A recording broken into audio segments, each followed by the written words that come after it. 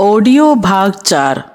पुस्तक युग धर्म पर्यावरण संरक्षण। प्रकृति का उपभोग नहीं, उपासना करें। मनुष्य की बुद्धि ने ना जाने वह कौन सी अभिशापित घड़ी थी जब यह मान लिया कि प्रकृति जड़ है, उसे चाहे जब जिलाने और चाहे जब सर्वनाश कर डालने का अधिकार है।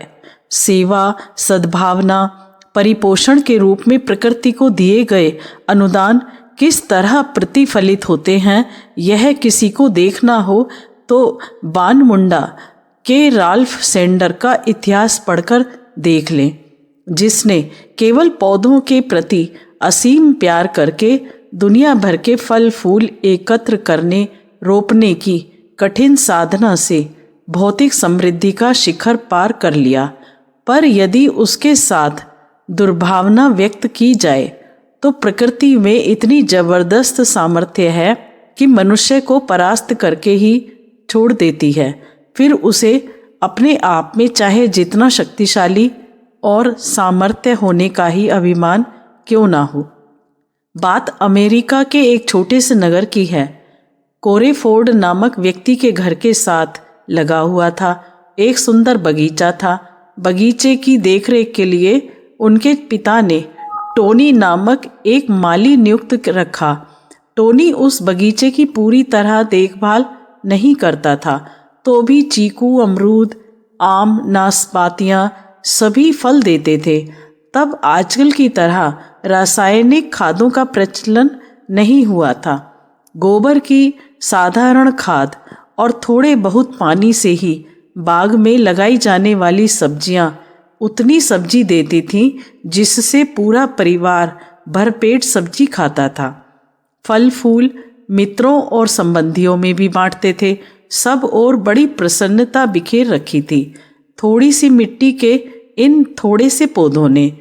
दरवाजे के सहन पर उन्हीं दिनों एक पौधा उगाया। यह पौधा मिश्र जाति का था। उससे घर की शोभा निखर उठती थी।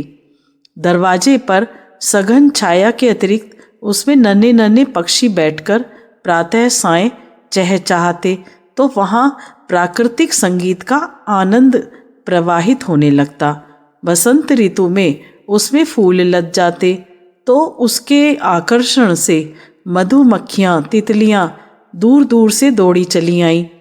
विजातीय था तो क्या हुआ, अपनी संतान ना थी तो क्या हुआ, आखिरकार था तो वह भी प्रकृति का ही एक नन्हा शिशु, छोटा सा घटक। घर वालों ने उस पौधे को निरर्थक त्रास देना प्रारंभ कर दिया। यह कैसी विडंबना है कि लोग अपनों से जिनसे फल की आशा हो उनके साथ अत्यधिक मोह दर्शाएं और वीरानों से वे समाज शरीर का ही अंश होते हुए भी उपेक्षा, अनादर और अविश्वास बरतें। कोरेफोर्ड ने रीडर्स डाइजेस्ट के 1960 के एक अंक से अपनी भूल स्वीकारते हुए लिखा है कि हम लोग पहले तो उसकी छाल छीनकर अपने नाम लिखा करते, पीछे उनमें सैकड़ों कीले ठोक दी, उसकी डालों में बांधकर पटाखे छुड़ाए, पर उस पौधे की मस्ती में रत्ती भर अंतर नहीं आया। वह अपनी स्वाभाविक गति से वैसे ही विकसित होता चला गया जिस तरह मनस्वी व्यक्ति कठिनाई, बाधाओं, प्रतिरोधों की भी परवाह न करते हुए प्रगति पथ पर निरंतर आगे बढ़ते रहते हैं। अन्याय की सीमा यहीं तक नहीं रही। इन लोगों ने उसके नीचे आग जलाना, खाना पकाना भी प्रारंभ कर दिया, जिससे पक्षीगण वहां से भाग गए। आत्मीयता की भावना से ओत-प्रोत वृक्ष ने अपनी डालें बढ़ाकर उनके आंगन में भी छाया कर दी, तो उन लोगों ने न केवल डालें ही छांट दी अपितु उसे जड़ से सुखा डालने की गरज से उसकी तमाम सारी जड़ें भी काट डाली। जिस तरह संत और सज्जन गाली देने वाले के प्रति भी विनम्र, हितैषी और मधुभाषी बने रहते हैं, उसी तरह उस वृक्ष ने इतनी व्यथा सहकर भी अपनी प्रवृत्ति रोकी नहीं। उसे ना जाने किस शक्ति का बल था जो निरंतर बढ़ता ही रहा। इस बीच विलक्षण दुर्घटना घटी। अब तक जो वृक्ष, वनस्पति, पेड़ पौधे इस परिवार के प्रति आत्मीयता, उदारता और सहयोग का भाव रखते थे, अपने एक सजातीय के प्रति दुर्व्यवहार देखकर क्रुद्ध हो उठे, अर्थात उन सब ने असहयोग आंदोलन कर दिया। चीकू के पौधे कुम्भलाकर सूख गए, अंगूर की बेलों ने फल देना बंद कर दिया, अमरूदों में कीड़े पड़ने लगे और सब्जियों तक ने फल देने से इनकार कर दिया। लॉन में लगी दूब ने अपने भाइयों का साथ दिया, वह भी पीली पड़ गई। फोर्ड परिवार को बड़ी चिंता हुई। उसने समझा कि पोषण तत्वों के अभाव में ऐसा हो रहा होगा, अतएव मिट्टी की जांच कराई गई। बोतलों में से नया प्लाज्मा तत्व संग्रहित किया गया, कीटनाशक छिड़के गए, अच्छी बढ़िया खाद दी गई, तो भी परिणाम शून्य रहा।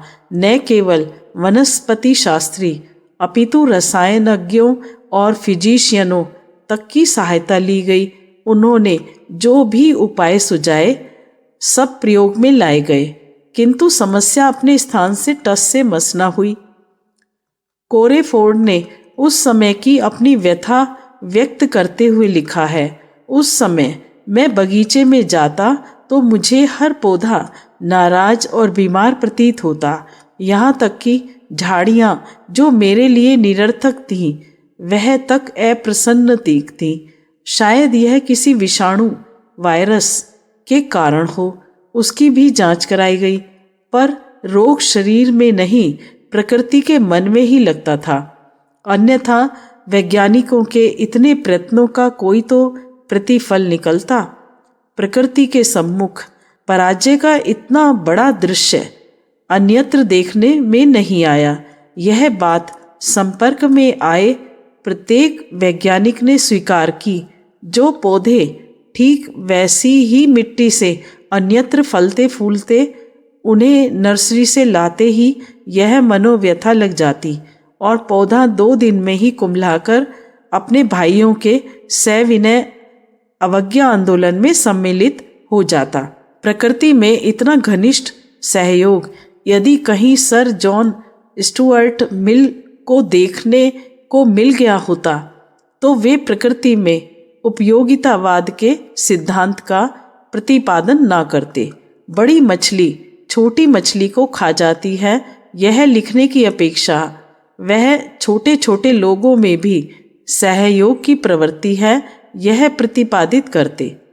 इस बीच पूर्व जन्म के किसी भयंकर अपराध के प्रतिशोध की तरह उस बड़े वृक्ष की जड़ों ने भीतर ही भीतर ऐसा विकास किया कि दरवाजे के खंभों को ही फाड़ दिया।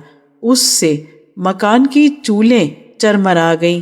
प्रकृति के इस भयंकर प्रतिशोध के कारण फोर्ड परिवार बुरी तरह भयभीत हो उठा।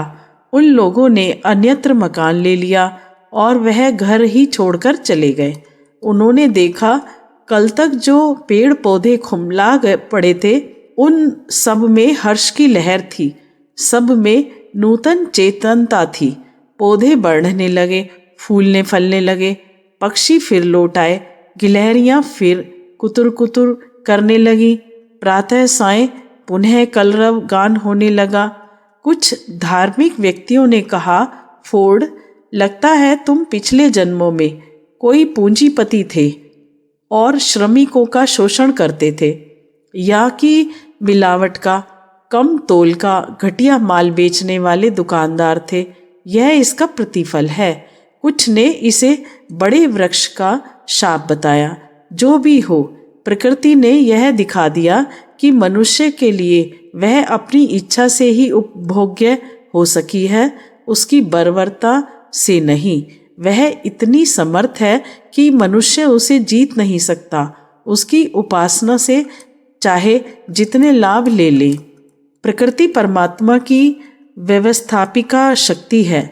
यह भूल नहीं करनी चाहिए कि परमात्मा नहीं देखता तो कुछ भी किया जा सकता है। प्रकृति का प्रत्येक तिनका उसका प्रतिनिधि और उसकी सहायक शक्ति है। यह मानकर कहीं भी कुछ भी पाप करने से डरकर ही रहना चाहिए। उसकी उपासना के तो और भी सात्विक परिणाम उपलब्ध किए जा सकते हैं।